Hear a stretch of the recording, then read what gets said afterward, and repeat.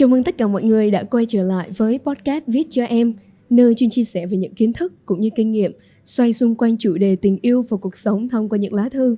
Khác với những lần trước đây, hầu hết lá thư chúng mình nhận được đều đến từ các bạn trẻ đang sinh sống và làm việc tại Sài Gòn. Lần này podcast Viết cho em xin được gửi đến với các bạn một bức thư đến từ thành phố Bảo Lộc xinh đẹp do một bạn tên là Hạ Vân gửi về cho chương trình. Lá thư mang tên Những trở ngại của tình yêu, với hy vọng có thể giúp các bạn trẻ nhận biết được những trăn trở thường xuất hiện trong tình yêu. Mời các bạn cùng lắng nghe nội dung lá thư qua giọng đọc rất ấm áp của bạn Hoài An.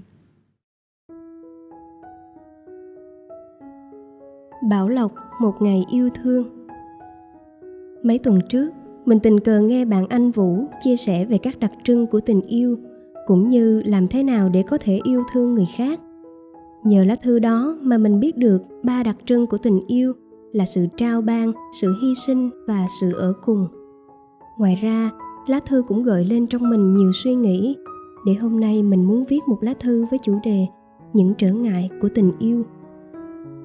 Các bạn thân mến, mình tin chắc rằng các bạn rất thích, rất yêu tình yêu. Còn gì vui mừng hơn là mình được người khác yêu thương, cũng như mình yêu thương người khác. Trên lý thuyết, không khó để có thể yêu thương nhau, nhưng trên thực tế, bạn sẽ thấy không dễ như vậy. Sẽ luôn có những trở ngại níu kéo, ngăn cản bạn tiến bước trên con đường yêu thương. Giờ đây, bạn hãy cùng mình suy ngẫm về những trở ngại của tình yêu nhé. Theo mình, trở ngại đầu tiên là lòng ích kỷ. Ích kỷ thuộc bản năng của con người, tâm lý học gọi là quy ngã. Nhưng không vì thế mà nó hoàn toàn làm cho con người không biết yêu thương. Lòng ích kỷ ở đây muốn nói đến tình trạng con người chỉ biết vơ vào cho bản thân, chỉ nghĩ đến lợi lộc cho mình, luôn sợ thua thiệt và giành giật phần hơn mà không cần biết đến quyền lợi, biết đến sự thiệt thòi của người khác. Người ích kỷ như thế có thể gây ảnh hưởng xấu cho những người trong gia đình, cho bạn bè, những người xung quanh và cả xã hội, khiến tình yêu thương bị tê liệt và không triển nở được. Các bạn ra đường, đến nơi công cộng, vào các cơ sở chung đều thấy con người rất ít nhường nhịn nhau. Lòng ích kỷ còn nguy hiểm hơn nữa khi nó khiến con người trốn tránh trách nhiệm, đổ lỗi cho người khác, sợ phải giúp đỡ người khác khi họ gặp khó khăn hoạn nạn. Đi nhận quà, đến lúc lấy thêm làm mất phần của người khác chính là lòng ích kỷ. Hoặc như gặp em bé lạc đường, gặp cụ già yếu đuối muốn qua đường được khi đông xe, gặp người khi bị té xe, bị thương do tai nạn, nhưng lại chọn né tránh vì sợ vất vả, sợ phiền hà. Đó chính là do lòng ích kỷ mà ra. Đặc trưng thứ hai của tình yêu mà các bạn đã biết, đó là sự hy sinh. Một người nếu luôn giữ trong lòng sự ích kỷ sẽ không thể hy sinh, và do đó cũng không thể yêu thương người khác. Đối lập với ích kỷ là vị tha, là một phẩm chất cao quý của con người, thể hiện qua việc quan tâm, giúp đỡ người khác mà không mong cầu nhận lại bất cứ điều gì. Tuy nhiên, khái niệm này chỉ mang tính lý thuyết, nên ta cần có một phương cách để áp dụng và từ đó chữa trị lòng ích kỷ nơi con người. Phương thuốc chữa lòng ích kỷ không gì hơn là lòng biết ơn. Lòng biết ơn phá tan hàng rào ngăn cách giữa cái tôi ích kỷ của mình với người khác, giúp ta biết chan hòa đến với mọi người. Không ai là một ốc đảo, nên ai cũng chịu ơn nghĩa của mọi người trong xã hội, dù cá thể đó là người độc lập nhất, ít quan hệ nhất. Từ lúc sinh ra cho đến lúc chết đi, mỗi người đã phải mang ơn cha mẹ, anh em, bạn bè, những mối quan hệ, những tổ chức xã hội, không trực tiếp thì gián tiếp. Tài sản, sự nghiệp, chức quyền, sự thành công, mọi liên đới trong cuộc sống đều cần nhận được nhiều điều kiện, nhiều sự vun đắp từ bên ngoài mới thành sự. Từng lời hỏi thăm, góp ý, động viên, từng đóng góp nhỏ từ nhiều cá nhân cho đến những hỗ trợ lớn hơn trong xã hội đều tạo nên sự thành công cho mỗi người trong cuộc sống. Lòng ích kỷ thủ thế và khép mình với thế giới xung quanh bao nhiêu, thì lòng biết ơn mở rộng cánh cửa tâm hồn mình ra bấy nhiêu.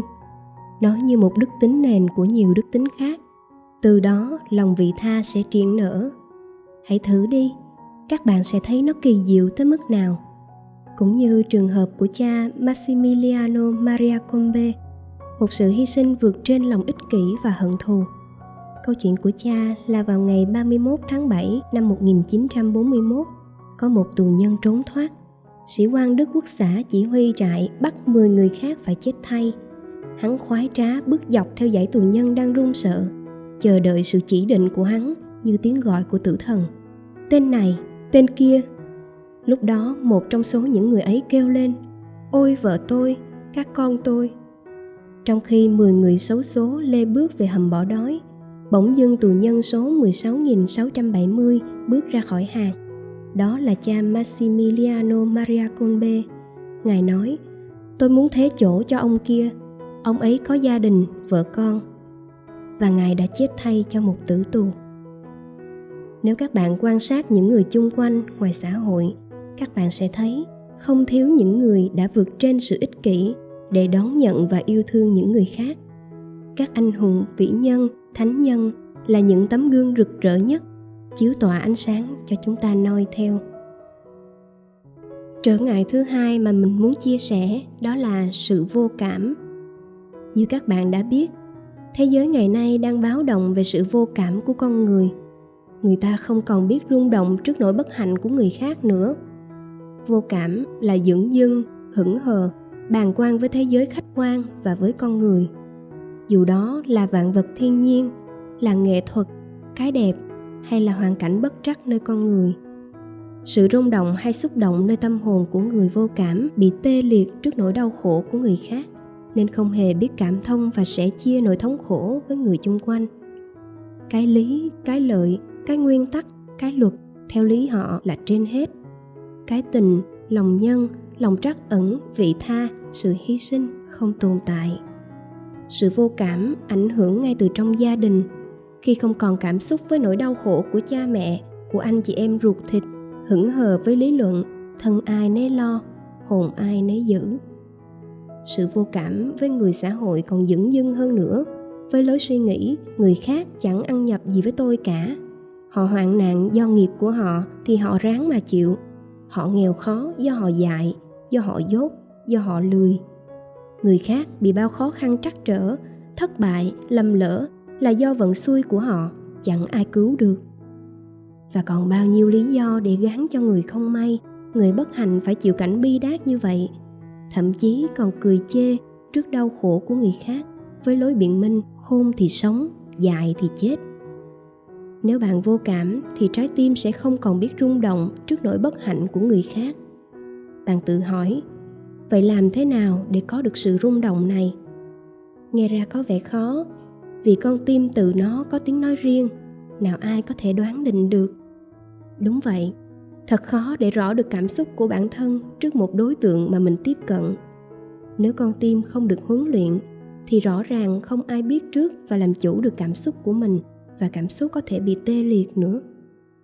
Ở đây muốn nói đến những cảm xúc tích cực, cách riêng là cảm xúc trước nỗi bất hạnh của người khác, đưa tới lòng trắc ẩn và phát sinh hành động.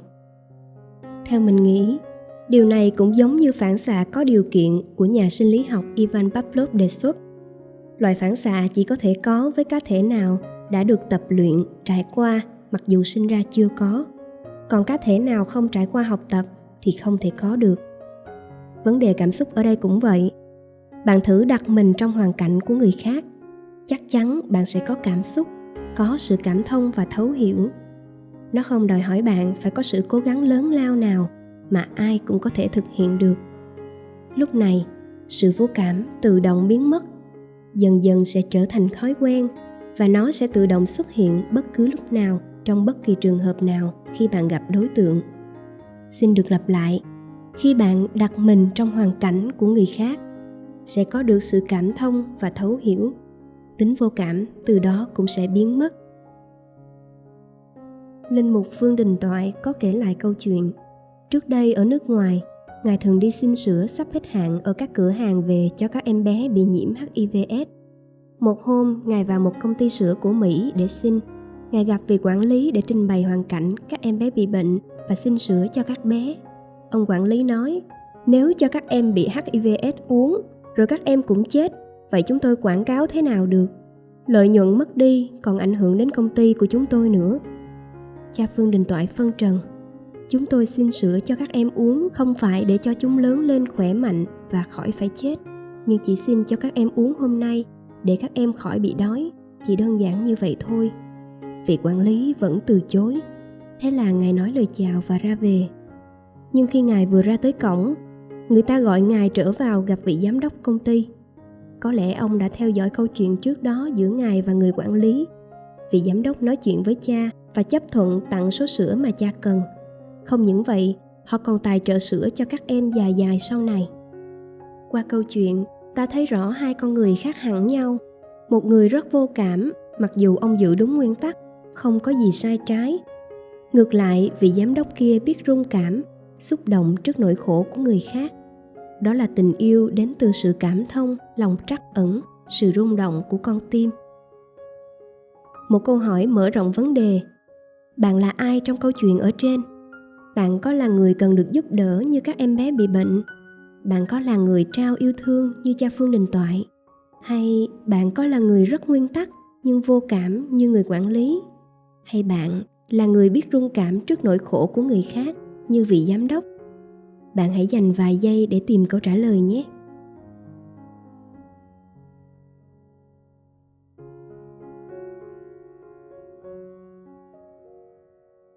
Có lẽ mỗi người trong các bạn sẽ có câu trả lời khác nhau, và mình cũng đã có câu trả lời cho bản thân. Nếu các bạn nghiêm túc thực hiện nguyên tắc ở trên là đặt mình trong hoàn cảnh của người khác, bạn sẽ đặt bản thân vào cả 4 nhân vật trong câu chuyện trên, và bạn sẽ nhận ra rằng cả 4 người đó đều có nơi bạn. Trong cuộc sống, nhiều khi bạn cần người khác giúp đỡ, nhiều lúc bạn giúp đỡ người khác.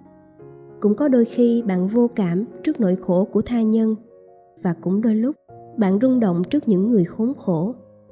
Cả 4 nhân vật đều có nơi bạn, ngồi yên chờ đợi trong bạn, và tùy trường hợp, từng người họ lại đứng lên đại diện cho bạn.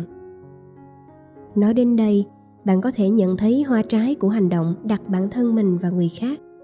Đó chính là bạn thấy đồng cảm, thấu hiểu với cả 4 nhân vật. Bạn hoàn toàn có thể trao yêu thương với cả 4 người nếu gặp họ ngoài thực tế, kể cả người vô cảm mà nhiều người tưởng rằng sẽ khó có thể yêu thương được. Các bạn thân mến, mình vừa lược qua 2 yếu tố về lòng ích kỷ và sự vô cảm nơi con người, cũng chính là những trở ngại lớn nhất để có được tình yêu. Mình cũng đã giới thiệu 2 phương thuốc chữa trị là lòng biết ơn và hành động đặt bản thân trong hoàn cảnh của người khác. Mong rằng các bạn sẽ vượt qua được những trở ngại trong tình yêu để có thể sống một cuộc sống bình an, hạnh phúc và tràn đầy yêu thương. Ký tên Hạ Vân. Và đó là toàn bộ nội dung lá thư của ngày hôm nay. Cảm ơn các bạn đã lắng nghe. Nếu các bạn thấy video này hay và hữu ích thì còn chần chờ gì mà không để lại một like, share và comment ở phía dưới phần bình luận. Hãy follow kênh, nhấn theo dõi và nút chuông thông báo để nhận thông tin về những video sắp tới của chúng mình nhé. Bởi vì những đề tài như vậy không có quá nhiều người theo dõi, nên nếu như bạn muốn ủng hộ kênh, bạn có thể donate cho chúng mình qua tài khoản mà mình sẽ để phía dưới phần mô tả. Cảm ơn và hẹn gặp lại các bạn của những lá thư sắp tới. Xin thân ái, chào tạm biệt.